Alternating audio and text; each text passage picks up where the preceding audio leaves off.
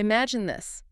The sun-baked grounds of Chennai, that unmistakable hum of a passionate crowd, and, well, the crack of leather on Willow. Ah, yes. Proper cricket. Exactly. Pure, unadulterated cricket.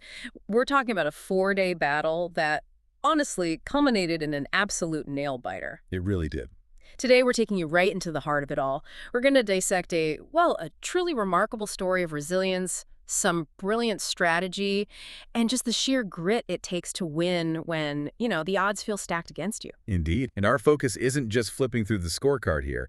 We're diving deep into the recent All-India Buchi Babu Invitation Tournament Final, a seriously prestigious event in Indian domestic cricket, and it just crowned its champion for the second year running. Right, back-to-back wins for Hyderabad. Exactly. But this deep dive, it's about so much more than just the runs and wickets tally. It's about character, isn't it? It's about the history woven into the sport and that subtle, almost poetic way a team can triumph against what look like, well, insurmountable challenges. Absolutely. So our mission today is pretty clear. Unpack Hyderabad's incredible journey defending their title against a very formidable TNCA President's X-Elite. A home team, too. Always adds spice. Definitely. We're going to explore those critical moments, shine a light on maybe some unsung heroes who really stepped up, and we'll dig into the broader significance of this tournament. Think of it as your front row seat. You get the drama, the tactical insights, everything that makes multi-day cricket just so utterly captivating. You'll hopefully walk away understanding not just what happened, but really why it matters. And the setting itself, you mentioned Chennai. It's almost a character in this story, isn't it? Oh, for sure. Picture Chennai, September 2025. The air is thick, like properly humid, that relentless sun beating down. And the CSK HPC venue, it was just alive with anticipation. You could feel it. Yeah. This wasn't just another match. It was a final where every single run scored, every disciplined block, every little moment of defiance. It felt like it was being etched into the history of this competition.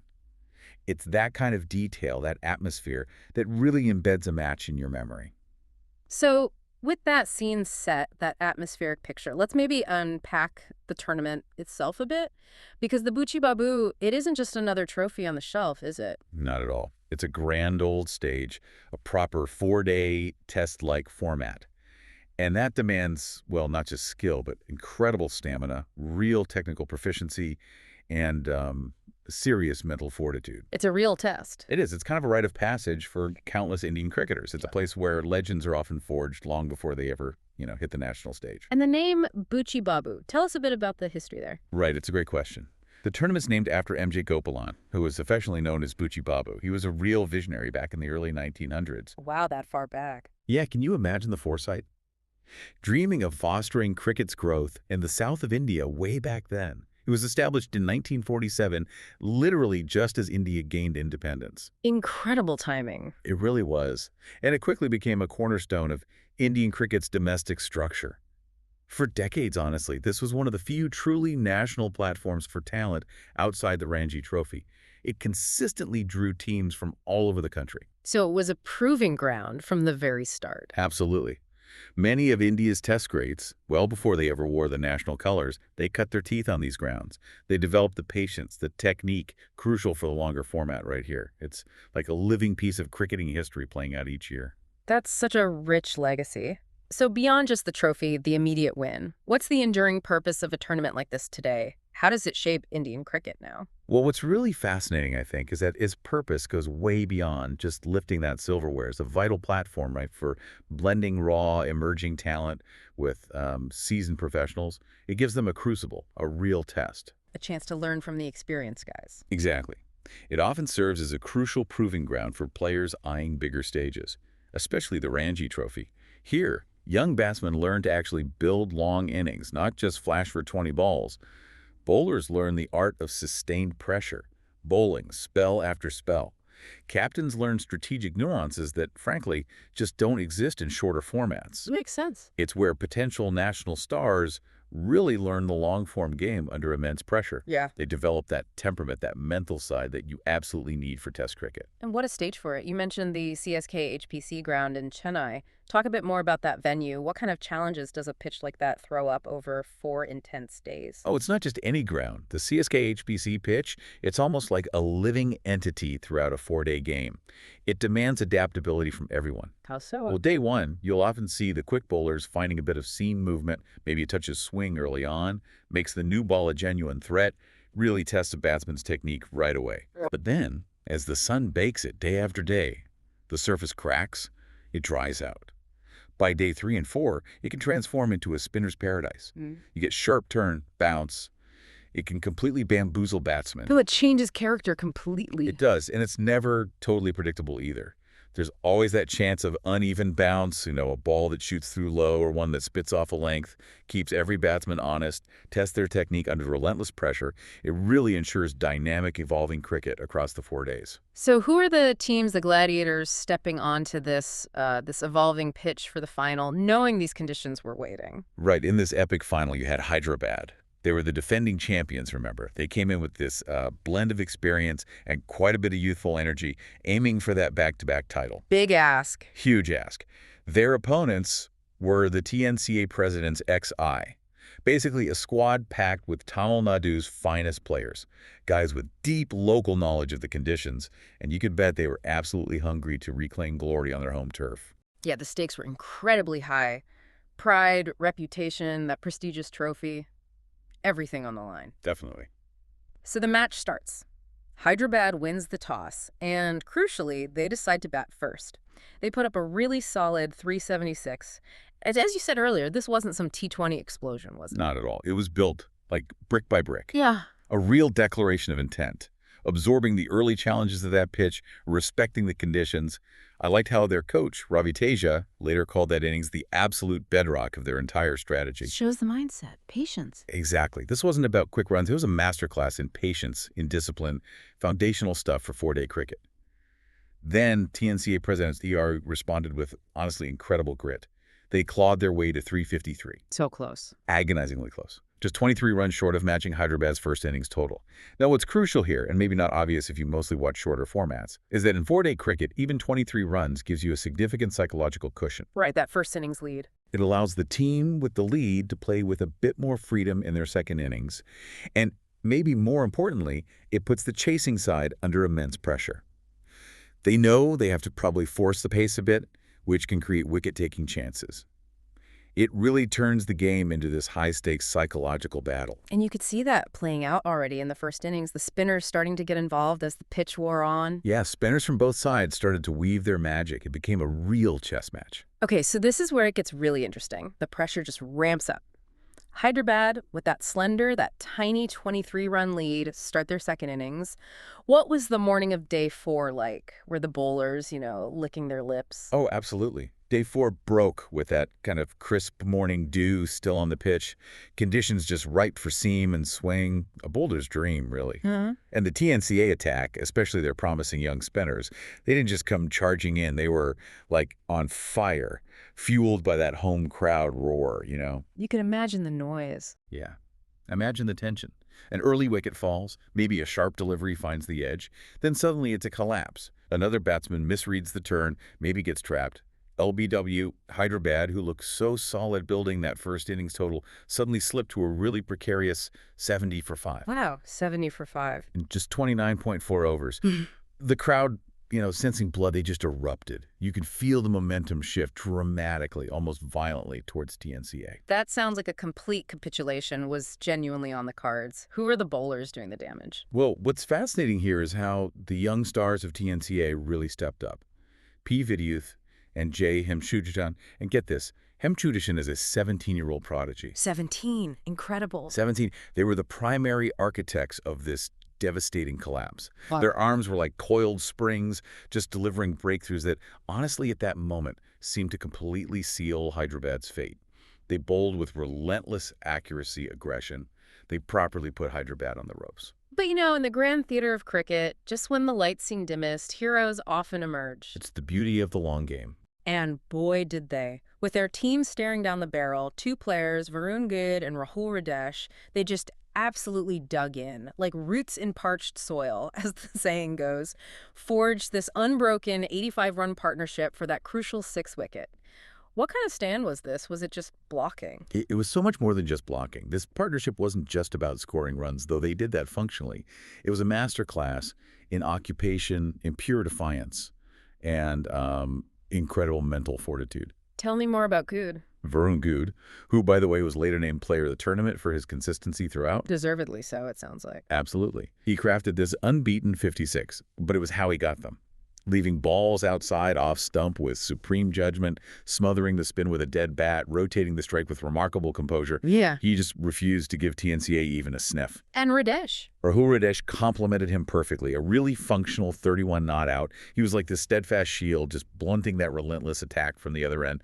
This partnership, get this, spanned an incredible 40.2 overs. Okay. 40 overs. That's almost half a day's play. Exactly. It wasn't just about batting time, though that was crucial. It was a testament to how simply refusing to yield, absorbing pressure ball after ball, can fundamentally shift the psychological landscape of a game. You could almost see the frustration building in the fielding side. Forcing mistakes. Precisely. It's the ultimate lesson in sustained mental fortitude. A real-world demonstration of that grind, not glamour idea we sometimes talk about. That's a fantastic way to put it. So TNCA kept probing, kept attacking, changing fields, rotating bowlers. But the partnership held firm. What happened as the clock started to run down on day 4? That's exactly right. The partnership was just unyielding as the clock ticked down, overs dwindled, the sun started to dip.